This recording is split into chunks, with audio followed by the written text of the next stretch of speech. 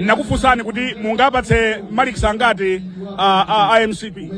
kumbali ya chituko fa president akudapanga chituko mtundu wonse koma nkana campus ndeni kanatha kupereka 2 out of 10. 2 out of 10 2 out of 10. Oh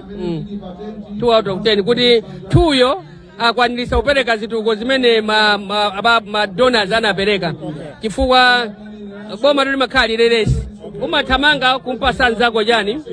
ndi atathamanga anthu aja anapasa president hatu kuti tiye nawo ndiye nkuona sapalo mwanu wache so nawo madona zango takamanga msewu angolemba pali donated by wakuti so ife kuti tipite mbali na tiname kuti apanga nsewu zingomwa mazi nanga inache sale mbapo kuti donated by Queen donated by Brian ndiye kuti olonera kuti sewu ndapanga ndine mwina anthu owerenga Malawi munakuona kuti ati sewu koma ndalama zinzandani itingwembekeza kuti ndalama za boma la Malawi atapangapo sewu wa 25 umene uli magweru zingachite bwino chifananga magweru azikakhalanso musewu chimene ife tinazolowera magweru okhala ndi ife anthu koma sepano sewu uli ni magweru wa 25 anthu angoenda mopenda mapendama olochimanga uzingomiza ati sungatafune